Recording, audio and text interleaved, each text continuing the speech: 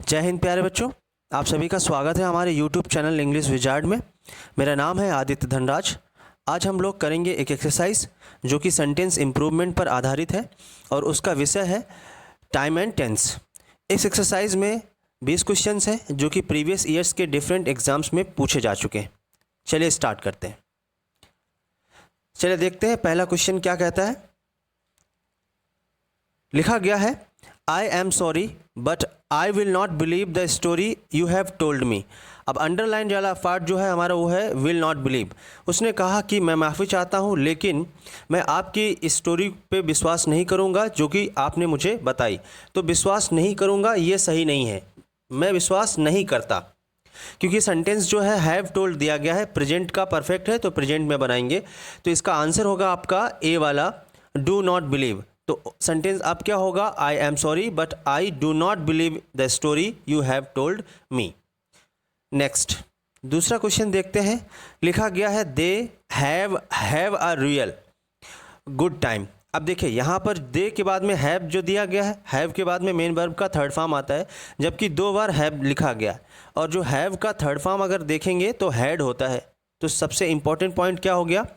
अब दूसरी बात क्या है कि जो आपका गुड दिया गया है उससे पहले आप रियल नहीं भर सकते, क्योंकि गुड एक तरह का एडजेक्टिव है और एडजेक्टिव को क्वालिफाई करने के लिए एडवर्ब का यूज़ किया जाता है। तो रियल की जगह पर रियली होना चाहिए। ठीक है, अब ऑप्शंस देखते हैं।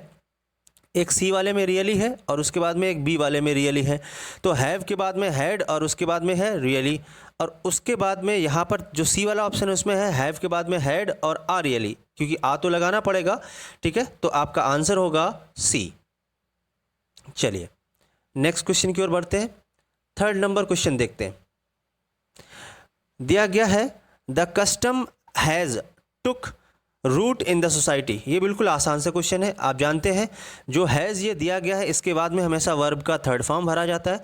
तो यहाँ पर टेकन होना चाहिए। तो आपका ऑप्शन होगा, पहला ऑप्शन है टेकन रूट, दूसरा भी ऑप्शन है टेकन रूट, और तीसरा जो ऑप्शन है आपका टेक्स रूट, और चौथे में नो इम्प्रूवमेंट। तो आपका पहला आंसर होना चाहिए, क्योंकि दोनों में एक ही जैसे ऑप्शन दिए गए हैं।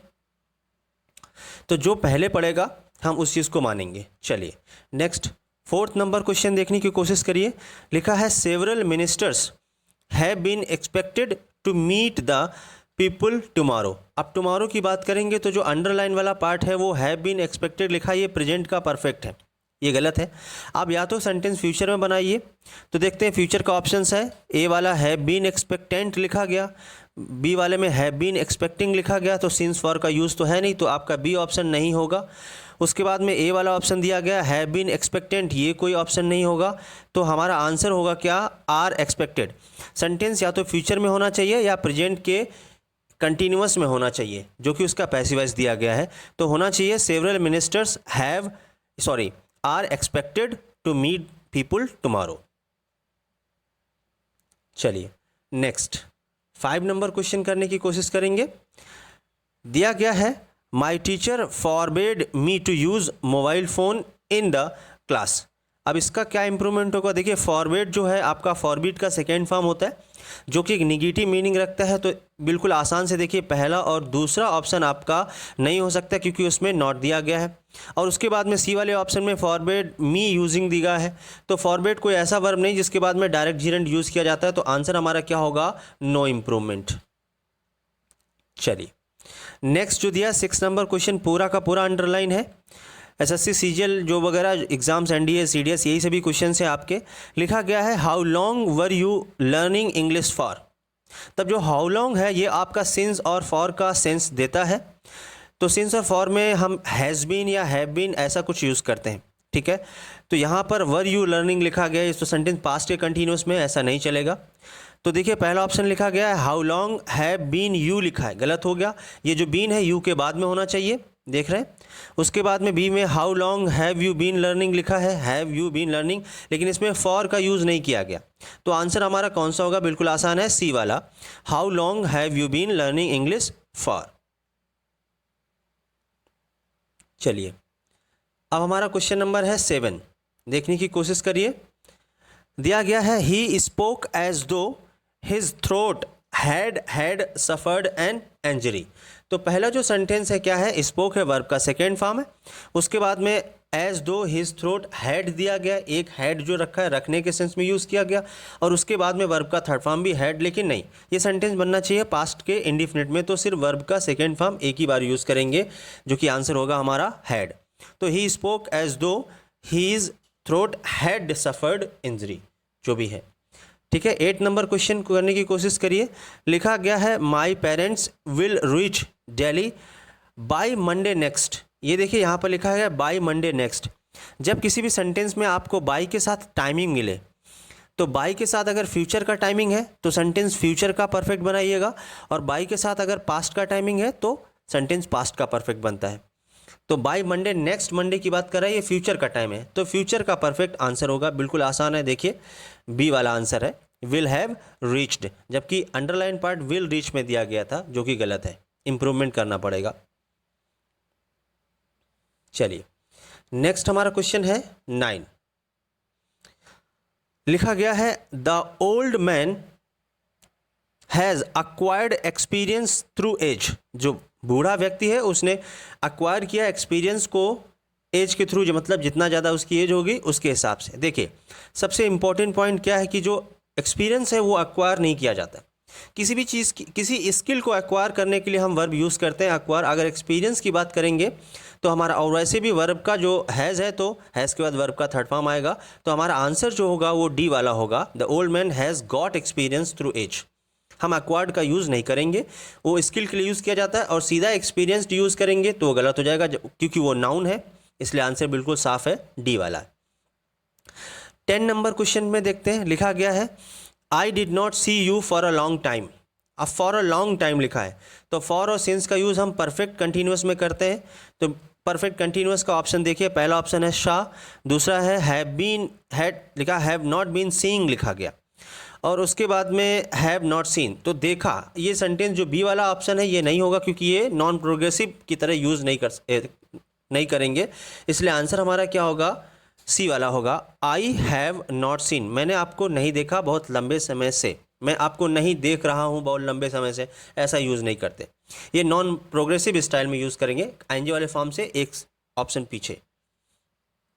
11 नंबर आपके एग्जाम का सबसे फेवरेट क्वेश्चन है। लिखा गया है he could not be able to think logically because of his illness. देखिए सबसे इंपॉर्टेंट पॉइंट, कुड और एबल का यूज़ हम एक साथ नहीं कर सकते, क्योंकि ये सुपरफ्लस हो जाता है। आप या तो फिर कुड का यूज़ कर लीजिए या फिर एबल टू का यूज़ कर लीजिए। अब अगर आप कुड नहीं लगाना चाहते हैं, जाहिर सी बात है हम एक चीज़ नहीं लगाएंगे, तो कुड पास्ट में चलता है, पास्ट में बी वर्ब क्या होती है, वाज वर, तो बिल्कुल आसान है। देखिए बी वाज वर, एक ही ऑप्शन है आपका, कौन सा, डी वाला। ये चीज़ हमेशा ध्यान रखिएगा, कैन और कुड के साथ एबल टू का यूज़ नहीं करते, उनमें से आप कैन को इज एम आर में बदल दो और कुड को वाज और वर में बदल दो। चलिए नेक्स्ट 12 नंबर क्वेश्चन दिया गया है, पढ़ने की कोशिश करिए। We have been retracing our steps to the long cabin 10 minutes ago. अब सबसे इंपॉर्टेंट टाइम एंड टेंस में क्या होता है, टाइम। एगो का यूज़ हमेशा पास्ट के इंडिफिनिट में करते हैं, जबकि आपका जो अंडरलाइन पार्ट है वो परफेक्ट कंटिन्यूअस है। पास्ट के इंडिफिनिट में वर्ब का सेकेंड फॉर्म लगाते हैं, तो सेकेंड फॉर्म देखिए यहाँ पर पहला नो इम्प्रूवमेंट है, सी वाला हैव टू है, और आपका बी वाला आंसर होगा क्या, हैड टू रिट्रेस। ये जो हैड है ये पास्ट होता है हैव का। नेक्स्ट 30 नंबर देखने की कोशिश करिए। लिखा गया है they have not and can not be in the good books of the coach because they lack discipline. SSC CGL 2015 का क्वेश्चन है। देखिए यहाँ पर अंडरलाइन वाला जो पार्ट है वो हैव नॉट है, एंड कैन नॉट बी दिया गया है। अब जैसे कि कैन नॉट के बाद में बी का यूज़ किया गया है ना, तो हैव नॉट के बाद में बी का यूज़ नहीं कर सकते, हैव नॉट के बाद बीन का यूज़ होना चाहिए, क्योंकि जब कोई दो हेल्पिंग वर्ब एंड से जुड़ती हैं तो उनके साथ में जो मेन वर्ब्स होती हैं वो सेपरेटली यूज़ होना चाहिए, अगर वो अलग अलग होती हैं तो। इसलिए हैव के साथ में बीन और कैन नॉट के साथ में बी। जो कि ऑप्शन दिया गया आपका बिल्कुल सिंपल सा ऑप्शन है, सी वाला ही। सी वाले में दिया have not been and can never be, separate parallel चाहिए। चलिए नेक्स्ट 14th नंबर क्वेश्चन दिया गया है, the criminal was hung to death. बहुत इंपॉर्टेंट क्वेश्चन है। हैंग का जब हम यूज़ करते हैं तो दो तरह के लिए यूज़ करते हैं, लटकने के लिए और फांसी देने के लिए। तो हैंग का सेकेंड फॉर्म जो हैंग्ड और हैंग्ड होता है, ईडी वाले फॉर्म के लिए हम फांसी देने के लिए यूज़ करते हैं। तो सिर्फ इसमें एक ही ऑप्शन है, कौन सा? ए वाला। हैंग्ड होता है ना कि हंग्ड, तो ए वाला ऑप्शन हो गया, ये बिल्कुल क्लियर है। नेक्स्ट 15 नंबर क्वेश्चन दिया गया है, many a man have died of cancer. जब कोई भी सेंटेंस मैनी आ से स्टार्ट हो या मैनी एन से स्टार्ट हो, उसके बाद में नाउन और वर्ब सभी सिंगुलर होते हैं। जो कि दिया गया है हैव, इसका मतलब ये गलत है। हमारा आंसर होना चाहिए क्या? Has died of. तो बिल्कुल आसान सा आंसर है ए वाला। चलिए नेक्स्ट 16 नंबर क्वेश्चन लिखा है, no one cared for the boy after his father died. तो नो वन केयर्ड, ये केयर जो होता है ना, ये एक तरह का आपका नाउन है या एडजेक्टिव कह सकते हैं, उसके लिए हमें वर्ब लेना पड़ेगा। तो टुक केयर यूज़ करेंगे, took care of the boy after his father died. तो आंसर हमारा कौन सा होगा? ए। दूसरा दिया cared for the boy since, नहीं ये भी नहीं होगा। और उसके बाद में टेक केयर होता है, ना कि सीधे केयर, जानते होंगे। 17 नंबर देखिए क्वेश्चन दिया गया, she had realised that she had seen him before. उसने रियलाइज़ किया कि उसने इस पर्सन को पहले देखा है। तो पहले देखा है तो वो हैड में है, रियलाइज बाद में किया है तो सेकेंड फॉर्म में सेंटेंस बनेगा। जबकि आंसर दिया, सॉरी अंडरलाइन पार्ट है हैड रियलाइज्ड, इसमें सिर्फ आप रियलाइज्ड यूज़ करेंगे, जो कि आंसर होगा आपका बी वाला। चलिए नेक्स्ट आपका 18 नंबर क्वेश्चन में क्या है देखते हैं। दिया गया the medicine must be take by you लिखा है। तो मस्ट के बाद में जब बी लगाते हैं तो पैसिव वॉइस में बी के बाद वर्ब का थर्ड फॉर्म आता है। तो टेक की जगह पर क्या होना चाहिए? टेकन। आसान सा क्वेश्चन है। 19 नंबर दिया गया है, his determination was not shook by what people said. Was not sentence passive voice में क्योंकि बाय लगा है, और is am are was verb sentence passive voice में है तो वर्ब का थर्ड फॉर्म यूज़ करना चाहिए, जो कि गलत है। सूक होना चाहिए क्या? सेकेंड। तो वॉज नॉट सेकेंड, और ये ए वाले ऑप्शन में सेक्ड दिया गया है, गलत है। आंसर कौन सा होगा आपका? सी। नेक्स्ट 20 नंबर क्वेश्चन दिया गया है, ही शेड कॉमा इन्वर्टेड कॉमा में लेट द शो बिगिंस। अब ये आपका बिगिंस जो है, जो कि गलत दिया है। लेट के बाद में जब हम कोई दूसरी वर्ब यूज़ करते हैं, सेंटेंस चाहे पैसिव वॉइस में हो या एक्टिव वॉइस में हो, हमेशा वर्ब का फर्स्ट फॉर्म यूज़ किया जाता है। तो जहाँ बिगिंस लिखा है वहाँ पर बिगिन होना चाहिए। आप देख लीजिए आपसे, लेट द शो बिगिन, और दूसरा लेट द शोज बिगिन लिखा है, तो शोज नहीं होगा। आंसर कौन सा है? बिल्कुल आसान सा ए वाला। चलिए आज का हमारा एक्सरसाइज खत्म हुआ। ये टाइम एंड टेंस का बहुत बेहतरीन एक्सरसाइज था, जो कि प्रीवियस ईयर्स क्वेश्चन पर बेस्ड था। वीडियो कैसा लगा आप कमेंट करके बताइए। वीडियो को लाइक करिए, चैनल को सब्सक्राइब करिए। वीडियो देखने और सुनने के लिए बहुत बहुत धन्यवाद।